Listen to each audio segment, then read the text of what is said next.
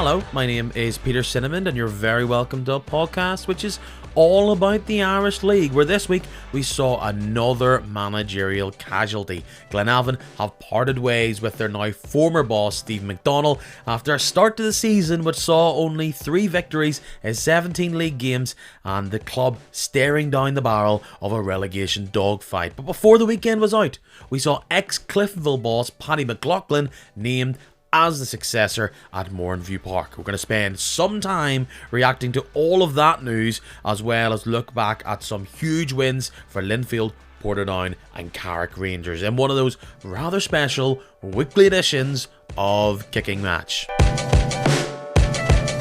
10:30 on Saturday night, the alert popped up on my phone which changed the trajectory of the podcast this week. With that coming through, I decided to send out a very specific Glenavon shaped bat signal in the shape of a DM, where I got the response, "I knew you'd be on to me," and he was correct.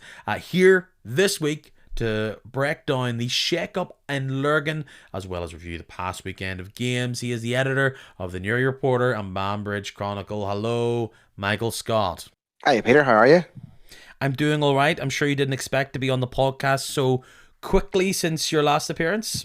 I didn't know it's been 2 weeks since. Is that it? I think it's been like a couple of weeks. Yeah. I mean, that is what happens when you have such big news like this over the lifetime of this podcast. We've probably had a few of these. This is the first double one I think that we've done, because September last year I did the Gary Hamilton one, and now we're doing it in November 2024.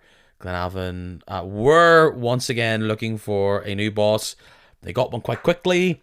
Where should we start? Should we go for the eulogy rather than the coronation first? Whatever way you want to do it. I mean, it's been a topsy-turvy.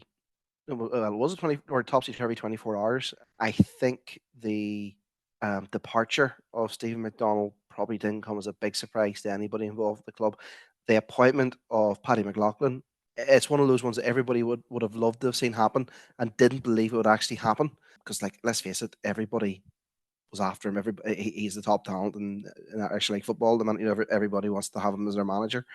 And we've managed to get him, which is brilliant news. So you've gone from the agony to the ecstasy of getting a great manager in. So interesting times ahead, I think, for Glenavon. Very much so. The swiftness of that appointment, I think, has taken a lot of people off guard. But to reflect on Steve McDonnell's time in the hot seat at Mourneview Park, seen as quite a bold appointment last year. Incredibly young, even in this era of new young coaches at high ends of football. Was it 31 when he was brought in? That is very young for a coach to do that. Highly touted. I mean, this is someone who spent time coaching around the League of Ireland, had been up here with Warren Point as well as part of that setup. So clearly, when Glenavon made the appointment, the idea was that this is a guy with a big football brain, big ambition, and that he was going to bring something new to the club, slightly different compared to what they had with Gary Hamilton. What were the expectations for him coming in? Because at the time, the club wasn't in a great place.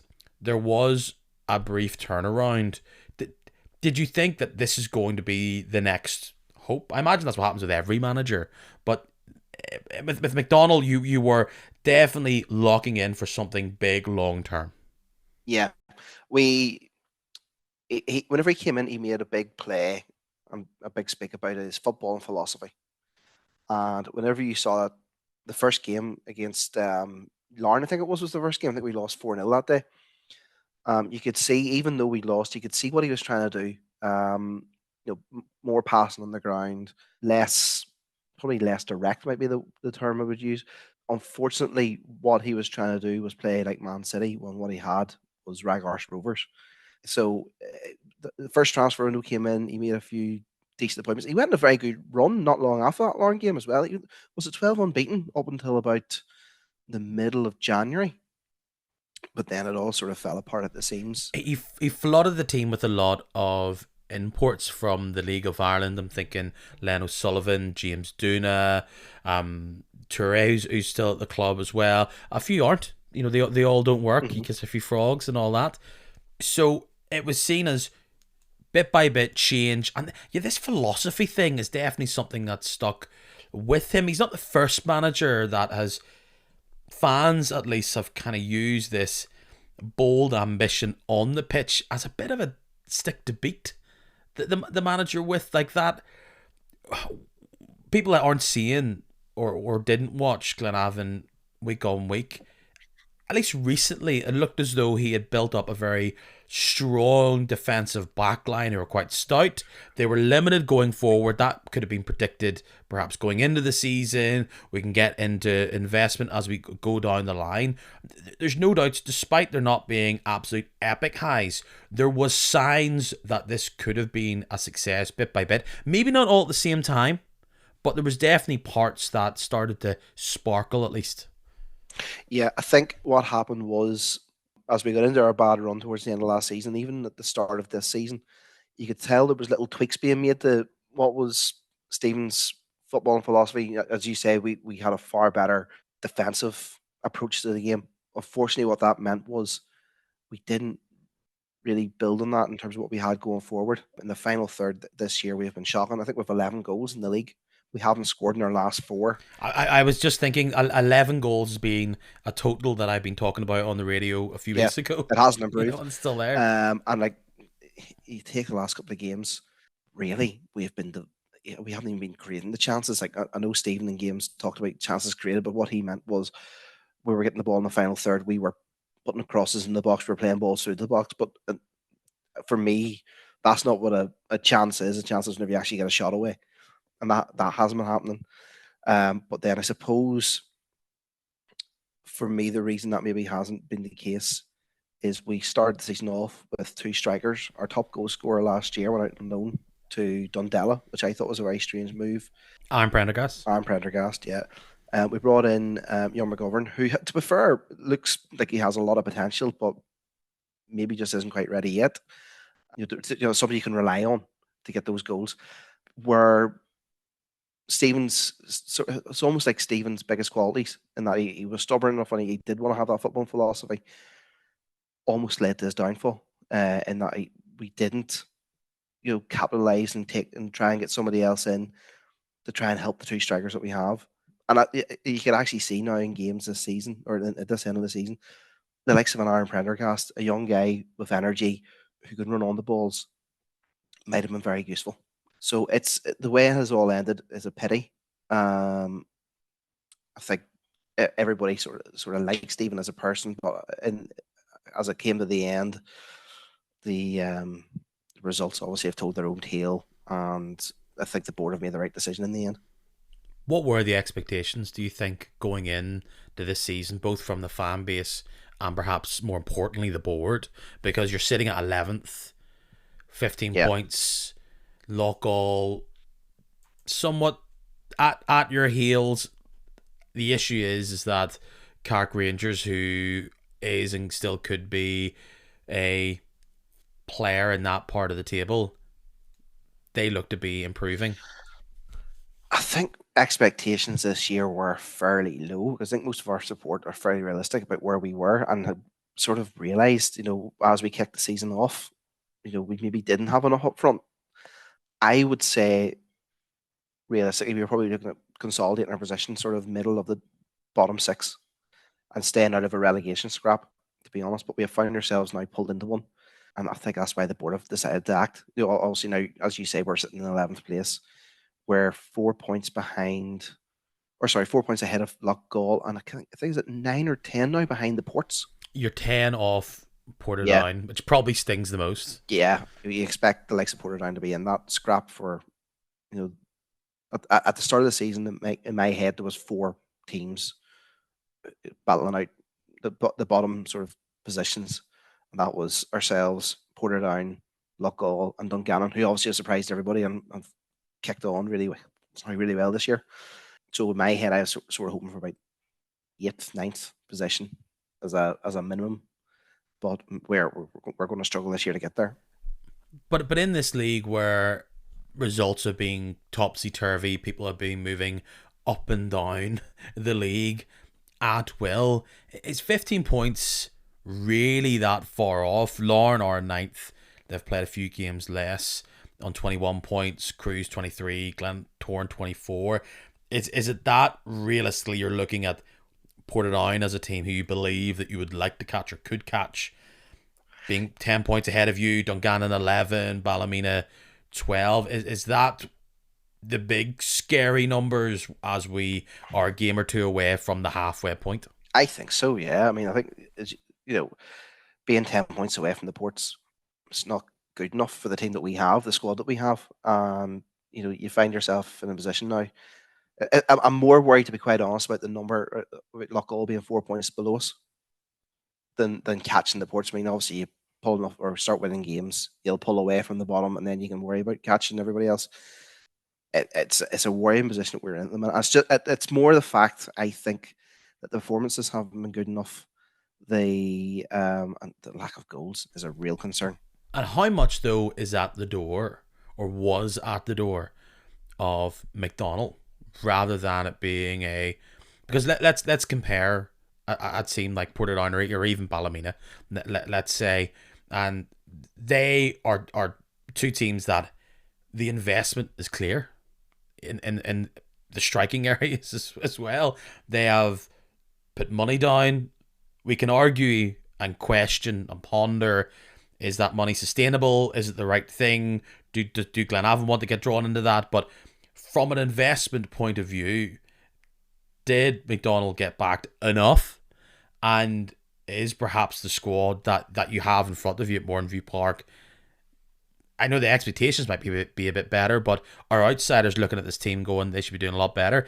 Because Carrick were 7th last year, and you can see the change that they've had and when they've altered their manager. For me, I think, obviously, I don't know the numbers yet. We'll see it come the next AGM. But as far as I'm aware, the budget that Stephen McDonnell had was pretty much the same budget that Gary Hamilton had.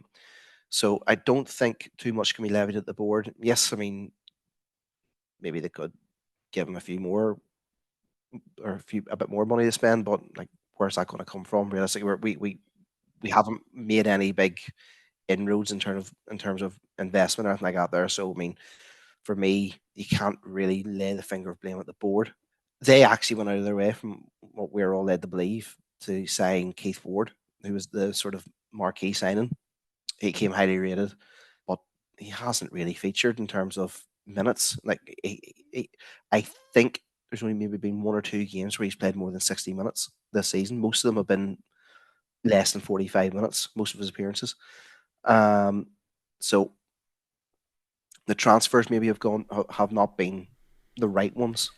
Unlucky with injuries as well. Reece Marshall, Niall Quinn's been in and out. There has been a laundry list of what would be seen as big names not playing consistently week to week. Some would argue that perhaps the players we're talking about are on that edge of, well, that's somewhat been their MO. You'd struggle to expect them to be injury free. That's probably why they're at Glenavon, let's be honest, and where we are at the minute.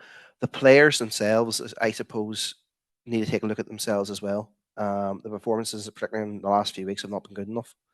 And if you take, I know we often joke, and people often say, I've never seen worse. I genuinely don't think I have seen a worse performance in the first 45 minutes of that game on Saturday, where we were just so passive, just walking about, seemed totally disinterested.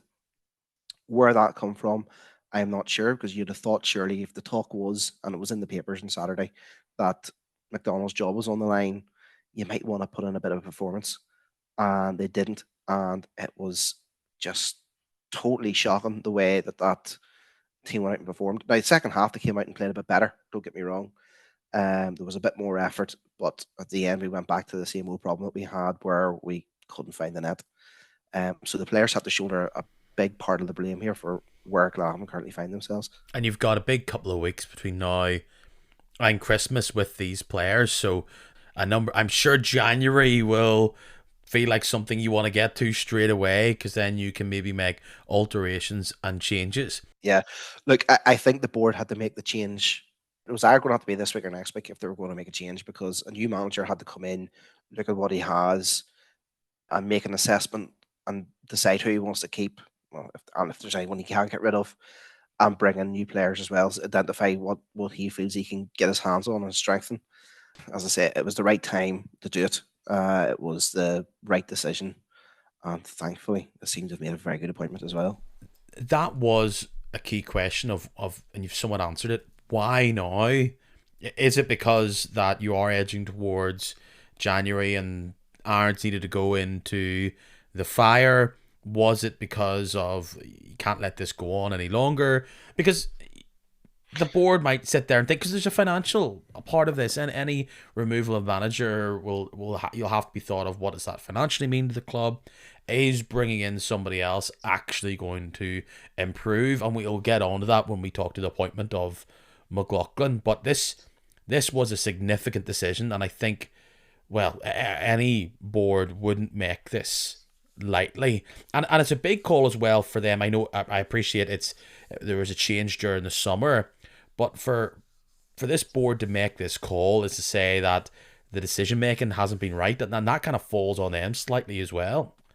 It doesn't. It doesn't. I mean, I don't think. I think Stephen identified many of his own players, and the board will have been asked to help him bring those players to the club. I don't think anybody's going to turn around and say, no, you can't sign him, or no, we don't want him at the club. We'd rather you look at X, Y, or Z.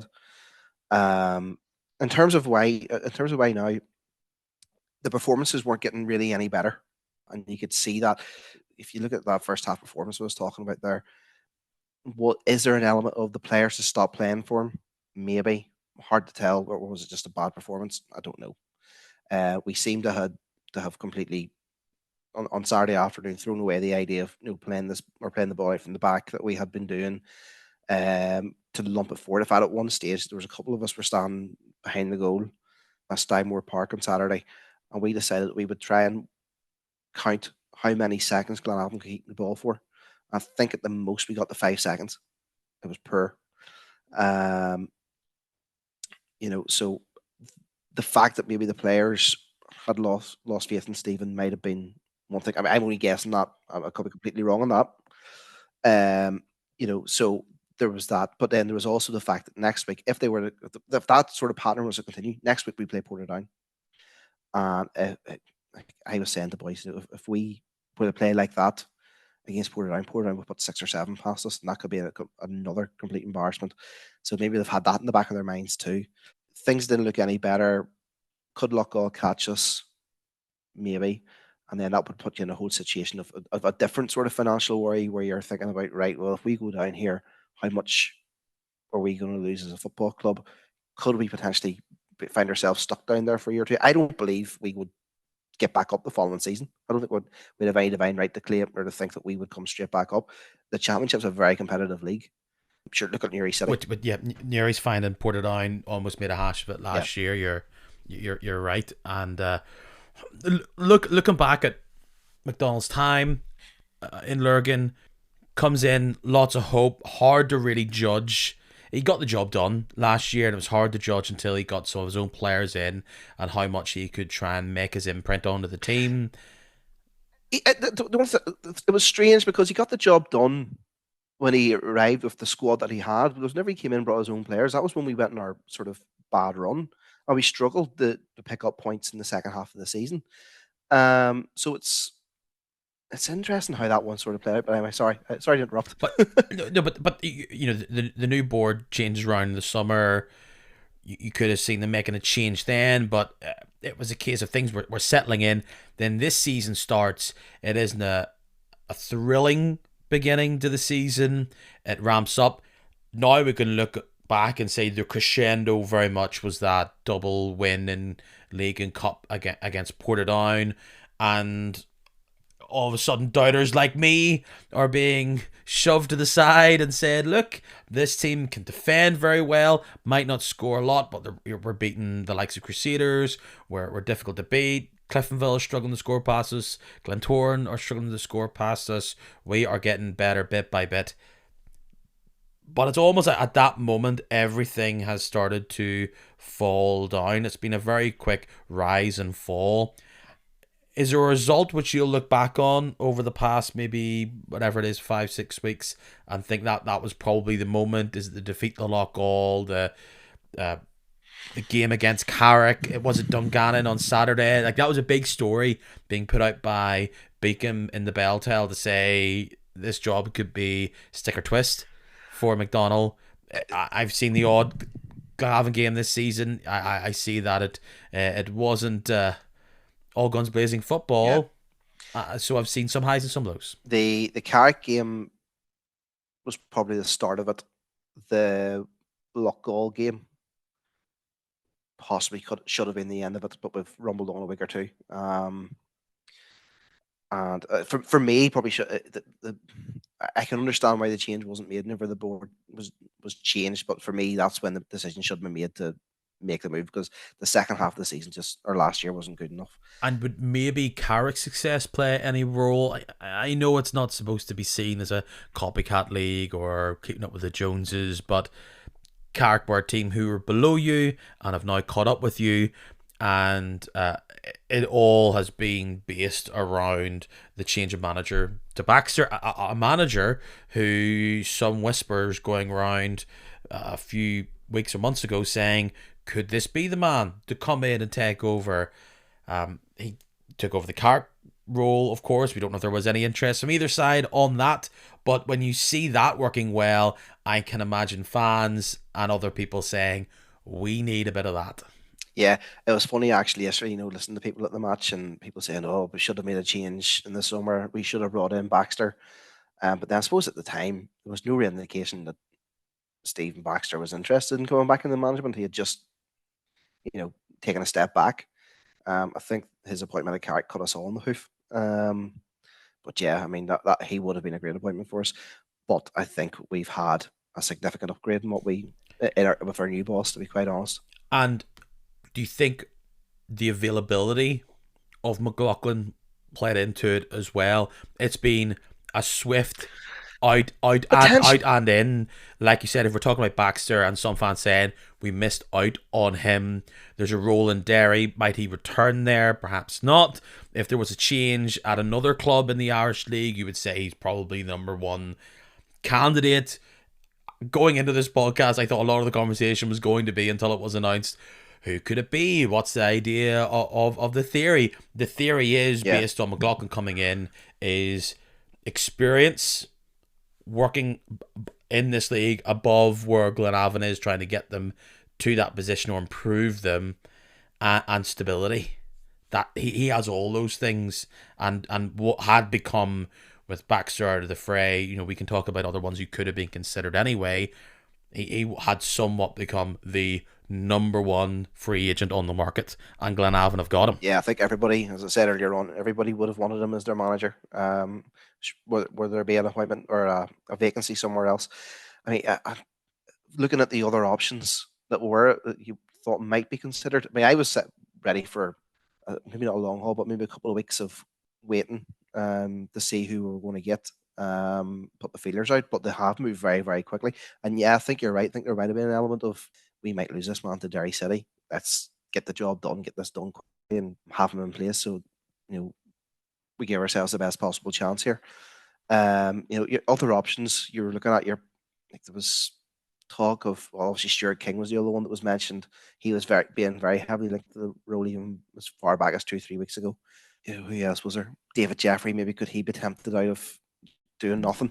Yeah, like if McDonnell was a reaction to Hamilton, what is the reaction to McDonnell? Carrick made the change from someone in Stuart King, who his time at Carrick, that was the biggest job he's ever done. They decided they want someone who can come in and command, I guess, the dressing room, has all the experience, and can then put that onto the team.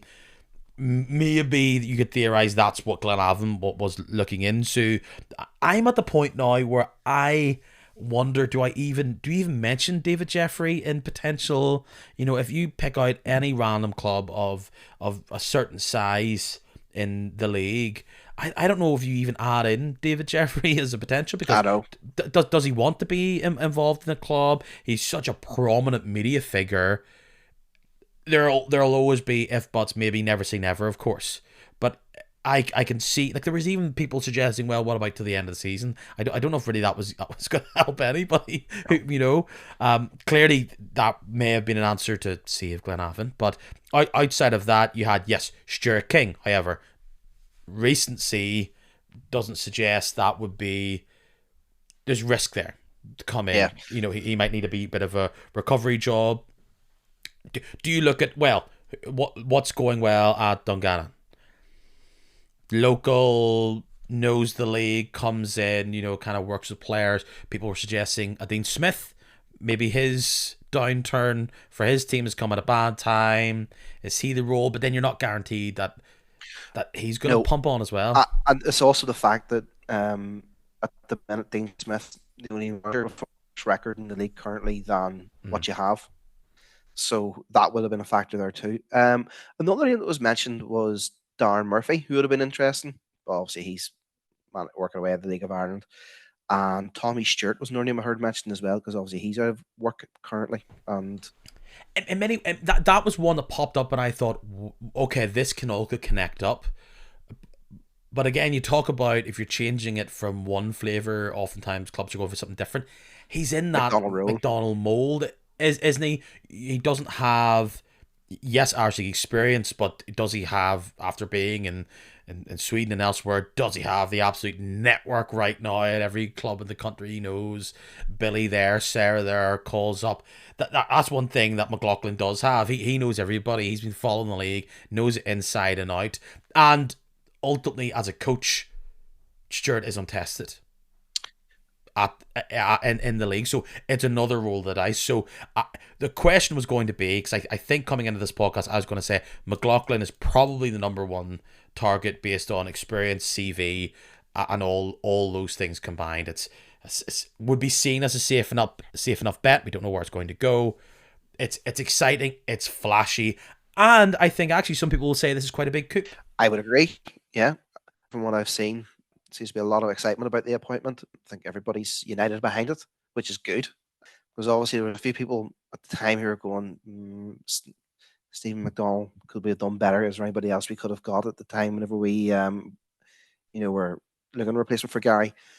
Whereas now I think everyone's going, great appointment. And I think full credit to the board for getting it done, because I can't imagine that would have been an easy negotiation to try and do, and particularly now what's happened over or the start of the 24-hour period we're looking at. It's a great appointment. I think Glenavon done really, really well. It's such a swift appointment, and it's a 3.5-year deal. It's a 4-season deal. You are locking your carriage to McLaughlin. You can see why you'd want to. Stability is something that Glenavon enjoyed for years with Hamilton. You'd want to repeat it with someone of his ilk. I'm sure you'll not be talking about it now, but you've got McLaughlin who'll either have great stability with Glenavon or use this to return to the absolute top of the league, be it at Mourneview Park or elsewhere. But let's not get into that before he gets into what he has to do here. I think this is a big job. I still think, what are people saying to him at board level? Are they saying, get us 10th and we'll see what happens next summer? Or, because that's probably what was said to Baxter, and he looks to be surpassing that already. I think that'll be the case. I think it'll be, get us out of this hole we're in, just keep us up would be the message. I don't think there'll be any, push for him to try and get 7th place or anything like that there. I think if he gets 10th, he's done a good job. So then you turn to, how do you change this club? It will be a few ins and outs, no doubt, and I'm sure McLaughlin has his contacts, has his ideas of who to bring in. We touched on the Prendergast loan. You look at the loan list and you see, I know these are not like league defining names, but Norton was a decent enough player around the squad last year. Cohen Henderson. Could Stephen Taggart be brought into the fold again? Could he find a new piece within this team? Bobby Dean is young at Ards. Like, those are all season-long loans as we speak, and maybe there's no way to bring them back. Is that the right thing to do? But where are Glenavon looking to get these reinforcements? I know this has been a question that's been circling for years for teams near the bottom end of the Premiership, but is this a case of grabbing all the best players in the Championship if you can, or is it going down south? Is it ringing up every boss saying, can we loan your insert young player or third in this position, please? I think first and foremost, what he has to do is try and get a tune out of the current squad that he has. And there's been a few senior players who haven't played well. Hopefully, the arrival of somebody with a bit of experience and a bit of authority in the dressing room as manager might give them guys a bit of a shake. So that would probably lead then to what areas you need to strengthen in. Hard to say, really. Obviously, a striker has to be a priority. Where you get a striker from in January is always a tricky question to answer. That could be one where you have to look down south, because obviously anybody who's decent is going to be tied up for the season, and no club's really going to want to let anybody who's any good out on loan. So that might be the answer to that question. In terms of other positions that might need strengthened, I feel we might need a bit more quality out on the wings. But that depends what way Paddy's going to play. He'll know it depends what way he's going to set up and what way he's going to use the current squad. I would agree with you on the wing stuff. I don't think width is a particular strong point at the minute. Again, it's a league that perhaps doesn't have a plethora of them, but in this new, more stick as many defenders at the back kind of league that Larne seems to be a significant instigator of. So they will come out. Glenavon have always brought in new young players. There's a lot of youth in this team. Perhaps a bit of experience is what's required. Who when looking at the league table, I know keeping Loughgall at bay will be the number one thing on the list, and like everything can change on a dime as we've seen. But who are you looking at? Are you hoping that maybe Cruz or something can like be sticking around, or are you still? I know you do this because they're your rivals, but are you still get every finger and toe crossed that it's maybe Coleraine, the Ports, and the Swifts getting bad results? You probably want one of them to drop like a stone. Oh, or is it Carrick? You're just like Carrick, or like I think the priority has to be just get past Carrick, get kind of Larne out of it, because Larne will pick up results and obviously move up the table, and you'd imagine Crusaders will probably do the same. So you could be looking at Portadown and Carrick coming back in. Ballymena, obviously won on Saturday, but they had dropped a few points before that. What way are they going to go? Dungannon's the same. Will they drop points and come back? And mind you, the way they've been playing recently, I think they'll be all right. I think they might actually finish in the top six. If you're taking Ballymena and Dungannon out of the two who might be the traditional bottom six teams who might move up, I think Dungannon probably have a better chance. I think priority for us at the minute just has to be catch Carrick, and then look at trying to catch Portadown after that. But I say catch Carrick. We're level on points with Carrick, so we don't really have much catching to do, but we just sort of need to move and get ahead of them. That could be an interesting battle back and forward. You've played, yeah, and it showcases how that was quite a significant game we were talking about a couple of weeks ago. That game at Moorview Park, you play against them. They have 10 men. They've got a sub keeper who I think's first real save is from a penalty spot 25 minutes into the game. You didn't trouble them that much. No. There, and you're lucky in a sense that was a draw, because that could be it could go from 1 point to be a massive, a significant swing there, and you're trying to claw back. Look, tough season. It's not where Glenavon want to be. And almost my final question on this: is there a concern that you're now finding a level that might be Glenavon's new reality? I'm trying to think of a club. It's hard to. I keep bringing Portadown into this, but in many ways there's some hallmarks of similar area. They lose Ronnie McFall, and we can all say that they've never really recovered since he left. There was probably a start of the downturn in the same way with in Hamilton's era at the end of that, and then someone picked up the pieces and just continued maybe the downfall. When I'm talking about Portadown, I'm not saying that's the case here for Glenavon. They'll want to bounce back with McLaughlin, but Portadown have spent however many years, it might even be coming on 10, 8, 7 years of being yo-yo. Some of that's been of their own volition, but they are not the top six side that they were this time a decade ago. I know Glenavon have been in the bottom six for a number of years themselves, but they were definitely still a side that were hoping and said, we're still rubbing shoulders with them. Yeah. Are you getting that feeling of dread that you are a few years away from being back up there, and that perhaps being near the bottom of the table might be kind of where you're at for a while? I don't know, but look, we can bounce back very quickly if this all goes right. It all depends. I mean, at the minute, it's very hard not to feel like we're at our level. And I suppose if you look at, even if you take it all from a financial point of view, and I looked all at my finances, we probably are about right. We should be in around the bottom 3, 4. But look, as you say, we're a big club still. Obviously, still some interest there if Paddy McLaughlin wants to be our manager. I don't think the squad we have is that terrible. I just think, they just haven't been applying themselves recently. I think we can turn this around. Mind by this season. Next season we might move on up the league. I mean, we'll wait and see. I think there's still a potential for Glenavon to grow and be back up there rubbing shoulders again with the big boys in around, sort of 5th, 6th position. But not this season. Definitely not this season. I asked a question to a fellow Glenavon fan, Dave Watt, a number of weeks ago about would he shake my hand for 10th, and he said no. I think you've pretty much said that you would shake my hand right now for 10th. Right now, yeah. Would you do it for 11th? No, you're not there yet. I don't want to be in a playoff. Don't think I do not want to be in a playoff because I think if on current form, a team would beat us in the playoff.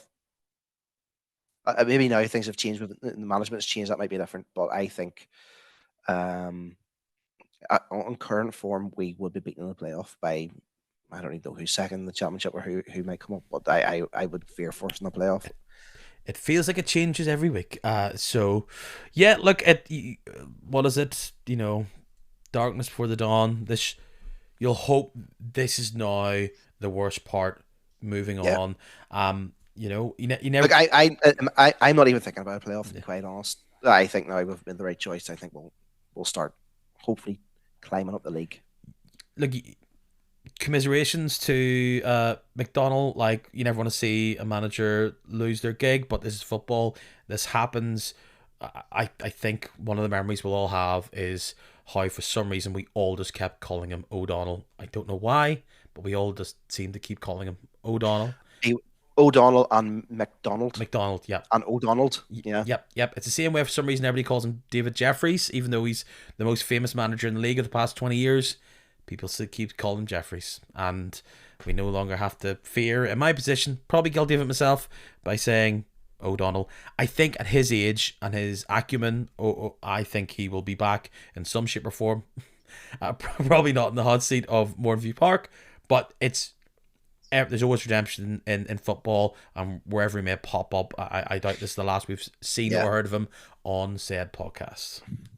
Yeah, look, he's by all accounts, I never really had that many dealings with him. By all accounts, a very nice guy and clearly a very smart guy, just in work for him with Glenavon. So, we'll wish him all the best. How much do we say about the game against Dungannon? It looked like Dungannon are pretty much everything Glenavon aren't and want to be.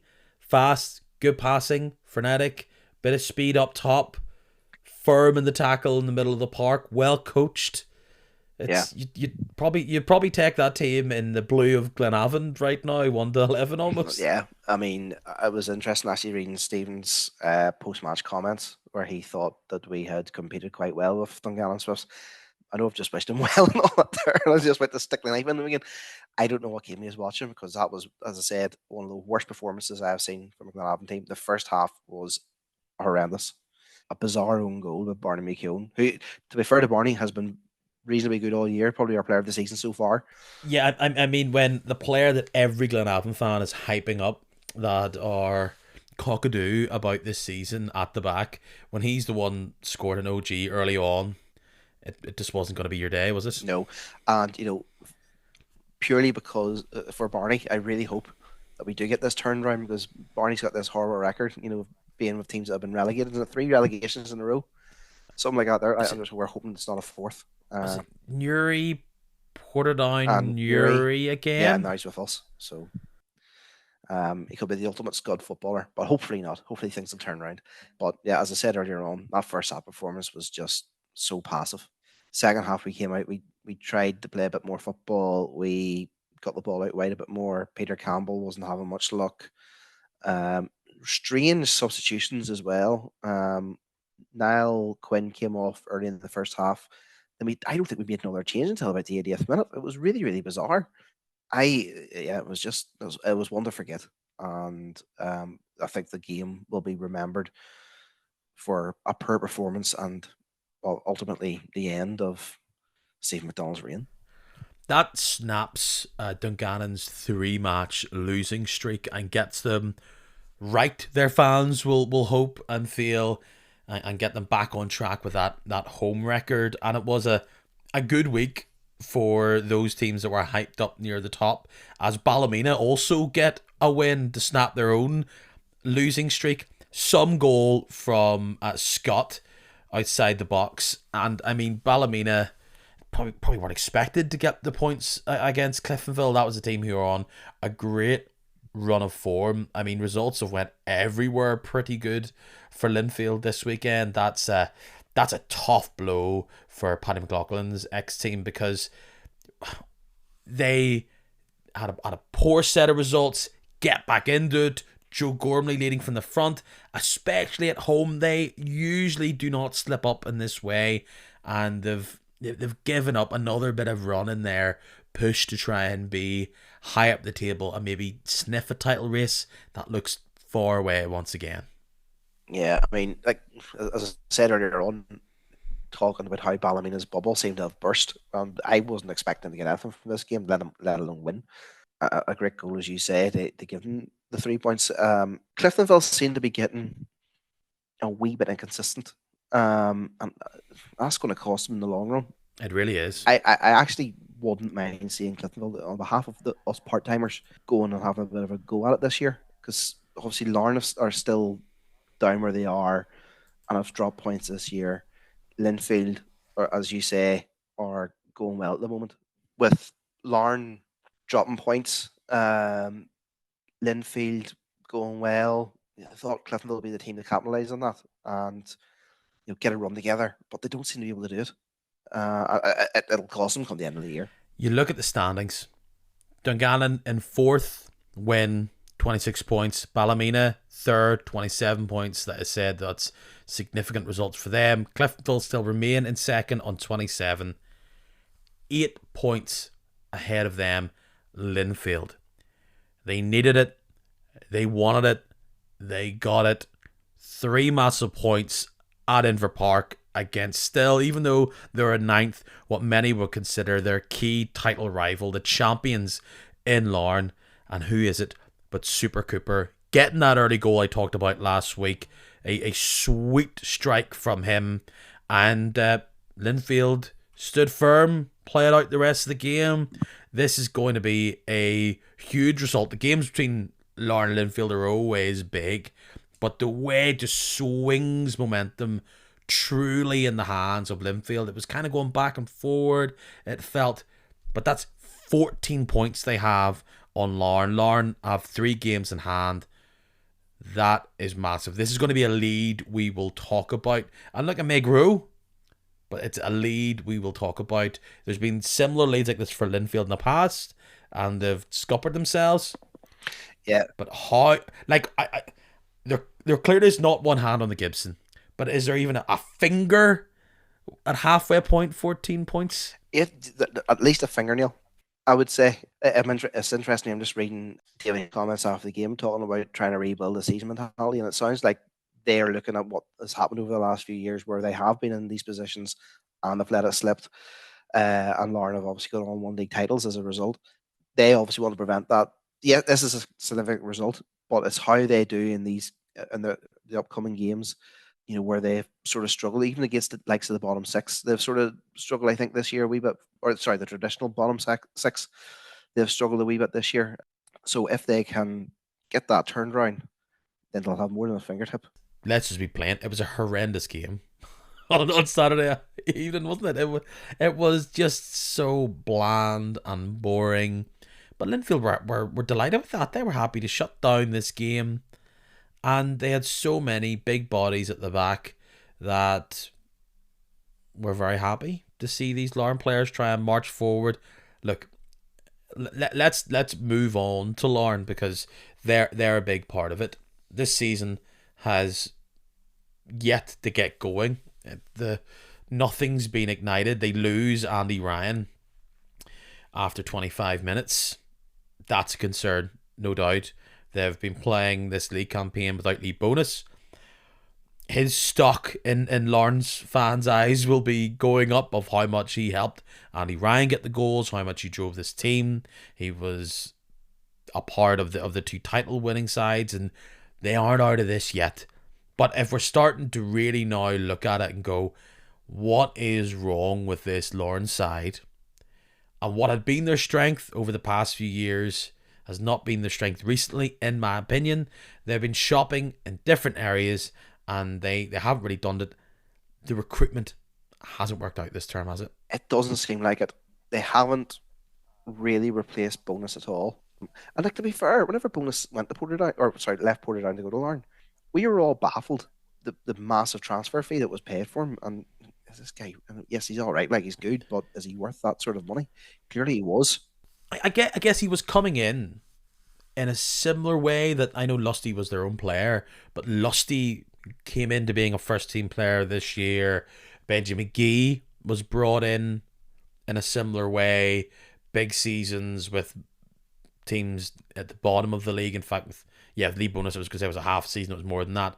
So, I mean, they've done this before, but I'm not just talking about Lusty and McGee. It's the likes of Siri, Todd, McAneff. They just haven't had the same dynamic impact on the team that the Ryans, the Gallaghers, the Levi Ives, even the Sean Wants have added to the team. They seem to be very serviceable, but they're not impacting games in the same way. They're getting their feet under the table when it comes to the league. Let's be fair for a majority of them, but they are not the same starlets that seem to be brought in. There was a laundry list, wasn't there, of just great signings that worked out. Yeah. I sort of wonder as well about Lauren, I think we maybe mentioned this the last time we're on, has the fact they've been playing so many games, the European football, has that affected them as well? Are players genuinely feeling the impact of having to travel and play abroad and wherever else, 2 games a week? Is that having an impact? But then I suppose with the squad that Lauren have, shouldn't really, like, it's a good squad. They should be able to sort of brush that off and have 2 11s basically to go and compete in the Irish League. Yeah, there's been injuries, hasn't there, for them? How many of these players are up to 100% fighting fit? And they're just beaten by a team who look very focused, determined.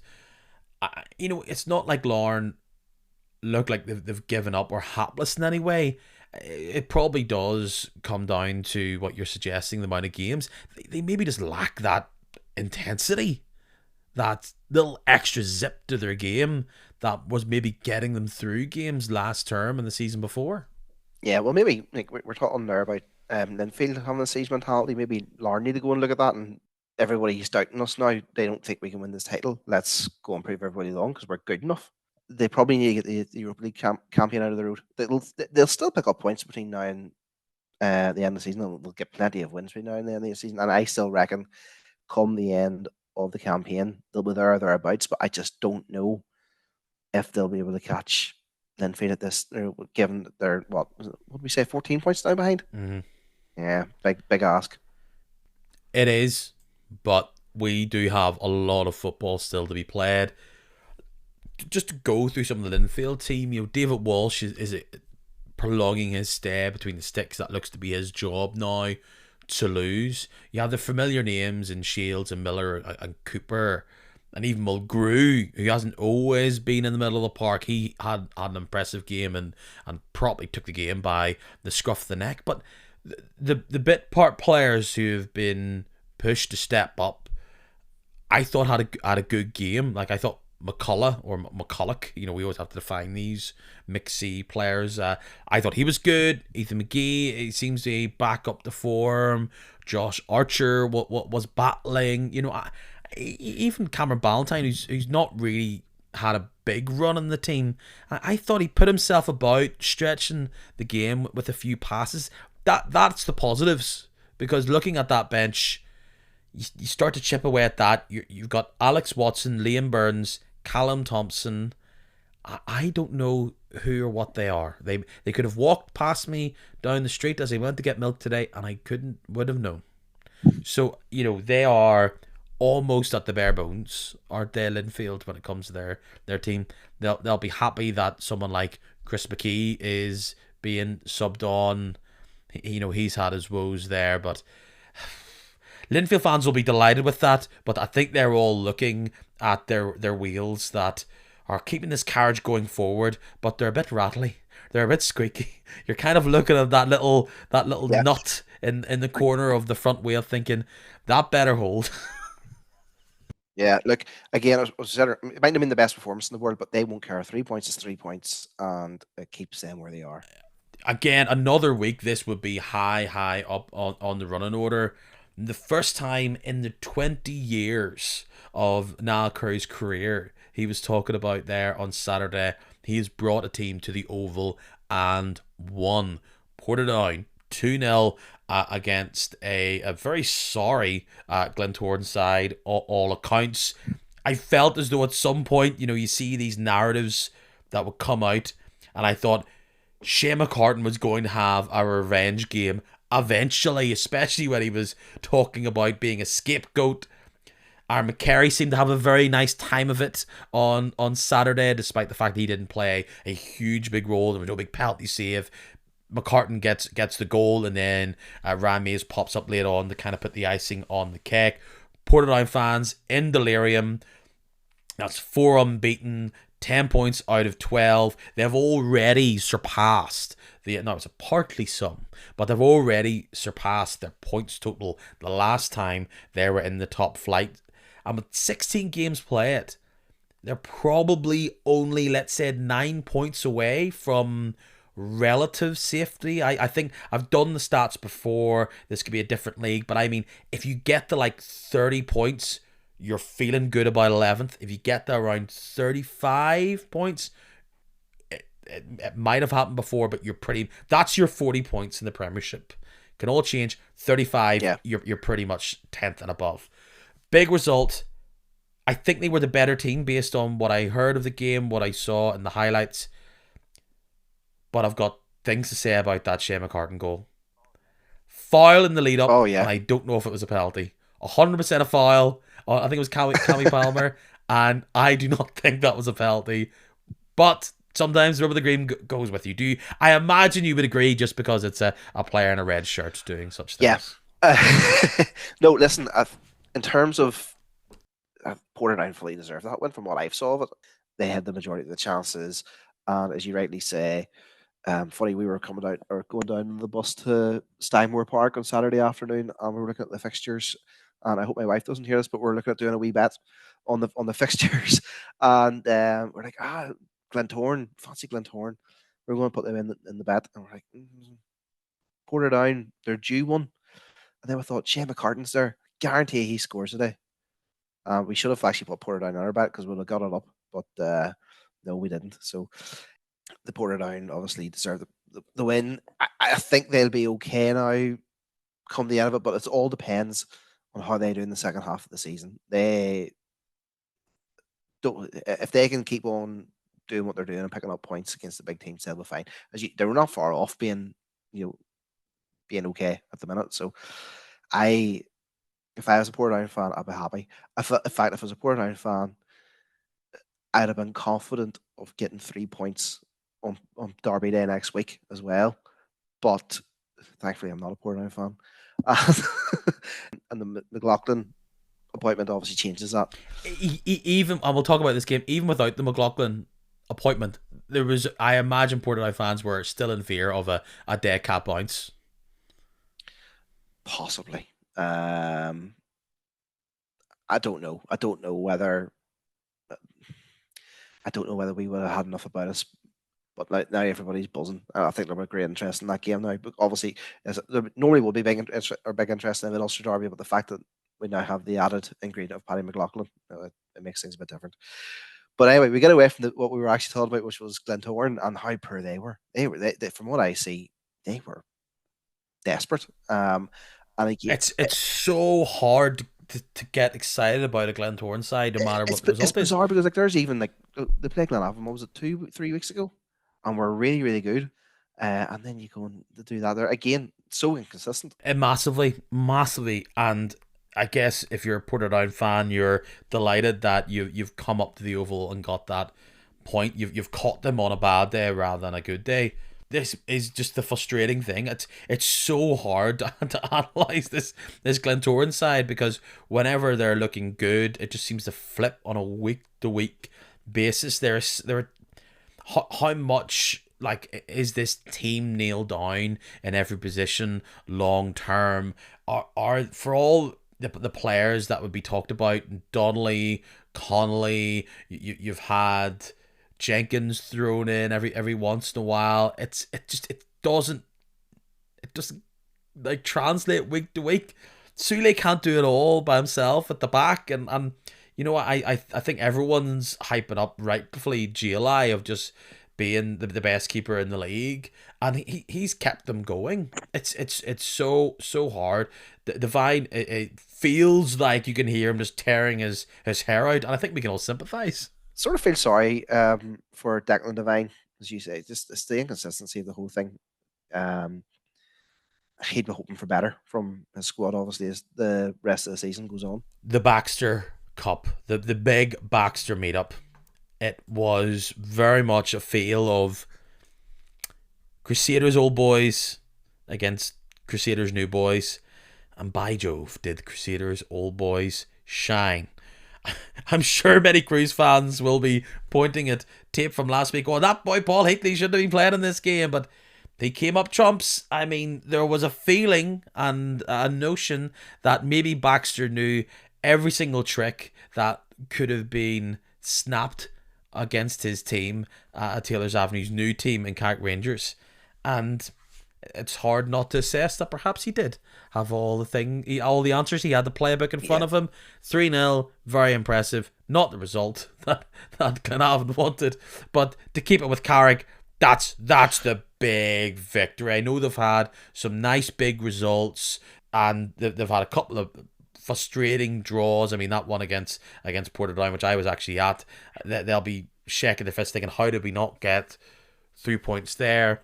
Outside of that Sunday game against Linfield, they're undefeated in the league since they changed manager, because technically there was a win just before Baxter took over. What a turnaround. Pick up on that point about the whole Glenavon thing. Yeah, you're probably right. I would imagine that result probably did trigger a few minds in the focus on Saturday evening, but at Moorview Park. But regardless, no, good result for Carrick. We were all surprised at that result. I suppose we really shouldn't have been, because as you say, Baxter knows inside out what Crusaders are going to do. They, from what I have seen, Carrick were excellent. They, fully deserved their win. It's a big result for them in terms of the bottom half of the table, and trying to get out of that hole that ourselves and them are currently trying to get out of. I sort of wonder about Crusaders at the minute as well. Obviously, they find themselves currently in the bottom six as well. Can they get turned around, get results back on track? they probably will, to be quite honest, because could this just be a freak result because of how or who the manager was? Yeah. I look at the Crusaders team and I try. I think I touched upon this last week. If I looked at it from 1 to 11 or 1 to 14, adding in the regular subs, if it wasn't for the fact that it was Crusaders and that we've seen a lot of the players with their names and numbers on the back of that red and black shirt do great things, be a top 6 nailed on side for them over the past number of years, is it a top 6 squad? Are they living off a bit of previous reputation, and are they maybe squad wise? Look, I like Franklin, I like Offord, and I even think a lot of people hype up. I like O'Rourke as a wing back, but if you stick blue shirts on them of Glenavon or the Swifts, let's say, although they don't really would look like a Swift side, it's maybe are they not playing at their level? Some highs, some lows. I think they're better than where they are. It's a good question, actually. Like you look at their bench. Look at this. You've got 60 Leon Barr, 66 Downey, 41 Kerr. Yes, you've got Owens 21, Smith, Owens 18, Smith 21, but you've got Walker 59. Yeah, they're light. They're very light. They're feeling light. Yeah. And usually the squad numbers give it away like that. Yeah. Well, it's not hard to see them where their problem lies and what they need to do in January. Yeah, look, I think I said last week, higher floor, perhaps not as much high ceiling, will excite, and I think they'll battle about, should be good for the top 6.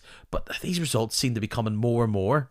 But they're playing against an ascending Carrick Rangers side who are potentially attempting to make Taylor's Avenue finally be a difficult place to go to, because as much people say it was, I don't believe it was, based on the stats. And they're so stout defensively, Carrick Rangers at the minute are. You saw that. I've seen that for a few weeks. They are using that as the stepping stone. Yeah. To get these results. Yeah. And I think Maculitis looks like a new player out wide. I think Crow is looking solid amongst this back line and more deeper role. It's working. Yeah, and like in terms of the solidity at the back, you expect nothing less from Stephen Baxter's side. They'll concede very few goals. They'll be hard to beat as the season goes on. I'll tell you who was not a team that was hard to beat on Saturday, a final game wrapping up. And, again, I know I'm obsessed with this. It's a hard place to go. I'll tell you where Loughgall find a hard place to go. Lakeview Park. So that's a hard place to go for Loughgall these days. That's probably their worst result of the season. They were hapless. They were outmatched in every department. 4-0, and it could have been more if they just kept their foot on the gas. Coleraine are actually the second top goal scorers in the league, and scoring 4 in one game probably doesn't hurt. It shows where the strength of that team is. It's up top, and they're all singing. Yeah, I mean, not only that there, but I mean, it also shows where the weaknesses in the Loughgall team, because again, what was it, 42 goals they've conceded this year? That's there's a gentle whiff of Newry last season at the back, isn't there? Yeah, and you talk about Lakeview Park being a hard place to go to. It wasn't for Loughgall 2 weeks ago. Whenever we went and paid them a visit, they got all 3 points on that occasion quite handily. But no, I mean, I suppose it wasn't really a big shock that Coleraine. Maybe it was a big shock that Coleraine won by as many goals as they did, but not a massive shock result at all, really, for me. They shake off that result against Larne last week. They're within the slight width of the boot of Logan Wallace between maybe getting a point out of that game. They look to really stretch their legs. McGonigal given all the space out left to come in. He could have had a number of goals. How much time and freedom he was given to either come in on his right boot and unleash. And look, Shevlin and McGonigal have not been playing consistently together, but they may have finally found a bit of a concoction that works with Shevlin down the middle, Reece Campbell on the right hand side, who was electric on Saturday, no doubt. McGonigal, which I think many football fans would go, why are you playing the striker out wide? That's what we always don't want to do. But he looked pretty tidy on the left-hand side. Glacken in this number 10, almost bottom of the forward diamond. And they'll play all day. I even thought Harkin in the middle of the pitch was a little battler there. I think every Korean fan I talked to on Saturday were kind of saying, yeah, it's good, but we're not always good, and this isn't great. So let's not get too excited about this. But Korean are back into the top 6. They should have confidence. They should have ability moving forward. It was good to see those two big centre backs, big lumps of centre backs. They have the physical stature in my eyes of a great centre back pairing. They just need to do it on the stat sheet. So they didn't let it slip. And while it's all positive for Coleraine, I know their results have suggested this, and they're at the bottom of the league for a reason. I've now officially seen Loughgall and thought, you are in trouble. You are the worst team in this league. I'm glad to hear you say that. That gives us hope.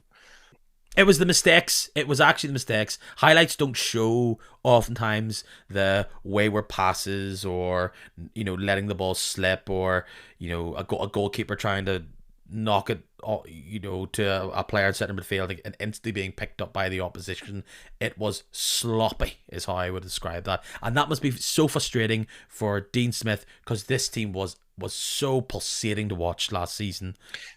And they just look like completely different side. A Dean Smith side usually is incredibly hard to beat. Again, like we talked about Stephen Baxter and his sides, Dean Smith's the same. You start at the back and work your way forward. They this year don't seem to have that for whatever reason. How do they put that right immediately? I don't know. Again, it could be a case of they'll have to just wait their time until January and try and find reinforcement from somewhere. I don't know. Coleraine, on the other hand, are looking very good. They're looking like they're 2 points off second place. I was surprised at that. They're going really well, and they're second top goal scorers in the league. So if I was a Coleraine fan, if they keep going the way they're going, be getting a wee bit excited. All right, I would be. It was exciting at times, but I think we've all been in that position as football fans where your team goes away to the bottom side, get a big result. It can somewhat be a bit of a false result of where you are, but if this continues on, I will say I was a Corey. And you know what? I believed in them early on in the season. Before the season, I thought, you know what, they've got something going there. I think it's about trying to keep those attacking four together, consistent, because that looks truly, in a league that doesn't have a lot of high-end, consistently dynamic attacking play, those four I think could fit into almost any team in the league. We should swiftly move on to the games happening this weekend. Let's start. Based on you being here, I joked about a dead cat bounce for Glenavon. This is a big mid-Ulster derby now. Is it like, does that mean all three mid-Ulster derbies are happening before New Year's? Yeah, we have one in October, obviously, which Glenavon currently have the bragging rights on. November and December. Yeah, so the three sort of post or pre-split games are all happening in 2024. Exciting if you can, of course, get that. We were talking about the 10 points difference between Glenavon and Portadown. It's a great chance for either side here, because a victory for either team, and I'm sure it would feel like a more assured result for Portadown. It's at Shamrock Park, and Portadown actually have been quite good at home this term. A victory for them would continue on their push up the league, as they're currently back in the top 6, and would make that 13 points on a team that they would probably view as 11th, that area they want to avoid still. I kind of do believe Curry, when he talks about avoiding 11th or being relegated, is still what they're hoping for. So a lot on the line there. In turn, Glenavon could win it and make it only 7 points. So how much do Glenavon just go for it? I think they have to, don't they? For me, it's a game, as you say, where Glenavon could close the gap and potentially, move up the table. They have to have a go at it. I I don't think a Paddy McLaughlin team settles for a draw. So I think, being realistic, a point's not the worst result in the world, but I don't think I'd be able to show my face in Lurgan if I didn't predict a 2-1 win to Glenavon. I do think at home, big result against Glentoran, going against a team that has actually had your number or their number this season. I kind of foresee like a 1-0 win to Glenavon, and it's like either a penalty or it's a Barney McKeown header late on. I can just see a frustrated Portadown bubble over. I mean, weirdly, the most surprising result for me would be like a casual 2-0, 3-0 to Portadown. Yeah, Joe, I'm going to revise my prediction because I've just remembered we can't score goals. So I'm going to go for a 1-0 win myself, Yeah, actually. so there it is. 1-0 is what I predict. I appreciate that mix. It gives me no favour with Portadown fans. However, I do think that they'll find that difficult. Sense of occasion, maybe being at home helps them. I don't know. Difficult game. I'm going to give that to Glenavon. I'm sure many people are shouting at the podcast player, if that's a thing. I guess it is. Any device is. Glentoran, Linfield, Friday evening, the Bell Classico. What a mad podcast. So many big things. Some of these things would like lead the podcast, like would dominate the podcast, and we have a managerial change to do it. So big podcast this week. Glentoran, they have the bragging rights in this game quite famously.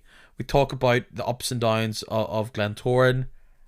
It'd be kind of typical for Linfield to have the chance to extend this to 17 or whatever it is points over Larne by playing on Friday night, and scupper it down at the Oval. They can't slip on banana skin again, can they?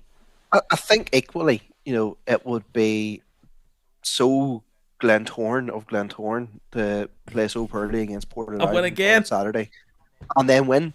Linfield just, yes, the one, and they were happy to get the win against Larne last week or on Saturday night. I don't think they were great.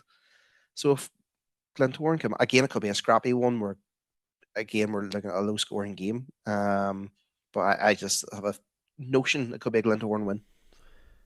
More than a notion for me, it's a 1-1. I think it'll just be all those players that they have in Linfield. It still needed something special from Cooper again, and just the atmosphere. Like maybe they'll come out and they'll push this Glentoran side to the side, but there's motivation seems to be an issue for that team, and the one thing they'll not need motivation for, we've seen it earlier on in the season, for the Glens is stepping up their game against Linfield. Will that mentality of Linfield creak once again, knowing that this is a big game, pressure on, take the lead, you get that big win against Larne, and do they just get scuppered against a side who more often than not all the time, let's just say, but they have had their number the odd time. So I think it'll be 1-1. Tight little affair, perhaps not thrilling, but Glentoran will get the goal, and Linfield will just struggle to get the two. So 1-1. I guess you'll still take that for Linfield, but I'm sure many Larne and let's say Cliftonville fans as well will be waving a little green and red flag in support of Glentoran doing it again. Yeah, 100%. On Saturday, Cliftonville, Lockall, Solitude. I mean, if you've got an angry Mr. Gormley there at home at Solitude, it should only be one result. Should be, yeah, and it could be a big result or a big scoreline as well. And given Lockall's problems at the back, hard to see past a Cliftonville win and a big win at that. Yeah, I think that's probably going to be. I'm going to say 3-0. Yeah. You take the lead, and maybe it could be more, but they take the foot off the pedal. Lockall are they're stuck between, are they 3 at the back or 4 at the back, and changing things up. They're without Andrade, who yes is an attacking outlet, but he just gave them a bit of pressure reliever, a dribbler that they don't have. I think Alberto Balde can be that man who can take the ball up top and make things happen, but it's it just doesn't always come together. Haven't had Ryan Wade, who actually has scored a few goals for them, probably been their best player this season. So yeah, like a lot to overcome at Solitude. Yeah, I'll not dilly dally at 2-0, 2-0, 3-0 Cliftonville. Carrick against the Swifts. Sometimes a nice little matchup between sides. This is kind of the tacking fortitude of the Swifts going against the big mean Carrick defence and all their metaphorical and literal nettles. Maybe that's what the nettles are. The back line of Carrick Rangers, big 6'5" nettles. I just like Carrick at the minute. I just really do. I think it's 2-1 to them. I'm going to go draw on that one. I don't know how good Dungannon were.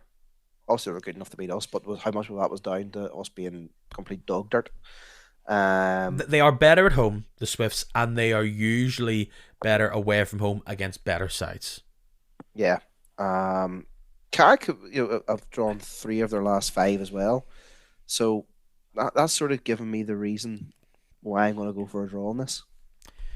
Sunday, Coleraine Crusaders, another one of these Sky Sports 12:30 meetings. That sort of thing. Coleraine. At least you're playing it in November and not in May. Coleraine, better at home than they are away from home. Crusaders go up, short day, 12:30 kickoff. You're leaning to the home side being fun. I mean, Coleraine have played a lot of Sundays actually this year, haven't they? Yeah. I think, I often talk about sticking with the hot hand or the hot feet on this occasion. I mean, stick all your chips on blue and white. I think the Crusaders have went away this past weekend and get blasted out against the strengths of the Carrick Rangers front line is counter-attack, one end of the pitch to the other, their speed, all that stuff. That's all in the attribute category that in Coraigne's forward players. So I know Crusaders got the best of them in cup competition a week and a bit ago, but I think that's going to be a completely different game. Up at the showgrounds, I would heavily favour Coleraine. Yeah, no, I think you're spot on there. Coleraine really have hit their stride this last while. And Crusaders seem to just have fallen out of their stride. So going on current form, it's hard not to go for a Coleraine win. I'll put a number on it. I think maybe 2-1, could be 3-1. Everything about just liked it. I thought it was fun and exciting, and they passed the ball. In fact, I think Coraigne's biggest problem in that game was just not getting the ball at your feet and whacking it. They almost tried to play hero balls and all the rest. But yes, I am somewhat a Coleraine believer, which means it's a massive Scott. Mr. Scott, thank you so much for joining me this week. I mean, it's not always under the best circumstances, or maybe you'll believe it, it's a part of a new rebirth, but a lot of Glenavon chat. I know a lot of Glenavon fans listen to the podcast, so I'm sure they'll believe what great analysis from their fellow man on the sidelines, man on the terraces. Well, if they don't, I'm going to come after them. So, no, listen. One by one. And you know what? And if they want to write their angry digital fan letters, where can they do that? Oh, find me anywhere. I am obviously the editor of the Newry Reporter and the Banbridge Chronicle, so you'll find me there. And I have a weekly column now, which... yes, about time. Which runs in all the papers would have been regarded as the more newspaper titles back in the day. So the likes of the Portadown Times, Lurgan Mail, Carrick Times, Coleraine Times, Ballymena Times, all those, Ulster Star, everywhere. Ireland's Ulster Saturday Night, whatever that was called. Yeah. What was that called? The Iron Saturday Night. No, that one. Back in the day, it was the Ulster Saturday Night. That's going way back to the very start. I'm gonna start a TikTok account called the Ulster Saturday Night, and I'm just going to post photographs of me beside lampposts, and it's like also. Anyway, so they can do that. They can read that. What's on the horizon? If you can give me a little preview on this week's article. I wonder what could we be talking about? What possibly could I be talking about? The only show in town. Actually, as we speak, I've written a draft this morning of the column, so I'm now going to have to go and rewrite the column because I haven't the time to do it yet. So I'm just so delighted that I'm recording this podcast in a world where the manager has been announced, rather than sitting here 5 minutes before I'm about to hit post, spending hours editing this, and as it happened to be with the Carrick changeover, and I'm about to hit post, and then Glenavon announced new boss, and I just go, brilliant. Yeah. I'm glad that happened. Yeah. So quick turnaround. It's good for me. So thanks. No problem. Big thumbs up. No problem. Funny enough, I was thinking the same. I had written the column up this morning. I thought I'm not going to send this just yet because it said further announcement to follow. And I thought I'll hang tight here just to see what happens. So no, a wise move by us both. Well, we all have changed in our life. I'm currently looking at patches of paint on a wall and thinking, I don't want to paint my house right now, but it's going to happen. So yes, we seasons change, so do colours on walls, so do management, and so do podcast guests. Mr. Scott, you haven't plugged your Twitter yet before you go? Oh, what am I on Twitter? At Michael Scott GFC. That's right. Forgot about that. Excellent. Until next time, cheerio and good tidings. Bye now.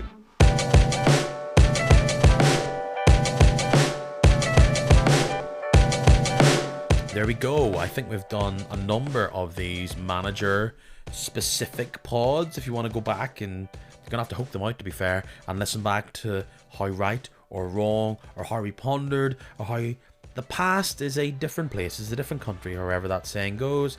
There's one for Baxter getting the job, there's one for even Hamilton moving on, one for Warren Feeney moving on, plenty of different ones, even David Jeffrey moving on from Ballymena, and obviously then their successors coming through. Just go through it. If you look through your podcast player, you'll find over 100 kicking matches, and I know every week you guys are going out there and picking out old ones to listen through. Of course, you can listen to whatever your current podcast player is now. Might be Spotify, might be Apple Podcasts. You can subscribe or follow on either of them. Pretty easy. It's pretty free as well.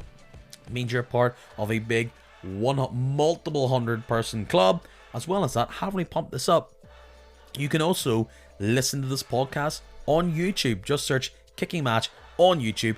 A very small section of you guys out there listen via that, and I kind of like pretend that they get added on to the audio numbers, but of course the podcast is bigger than ever, so everything's going well. But yes, if you want to listen on there, follow on there, you can, but of course do that and then listen on Spotify just for my own ego. So thanks for that, thank you for following, thank you for listening again this week.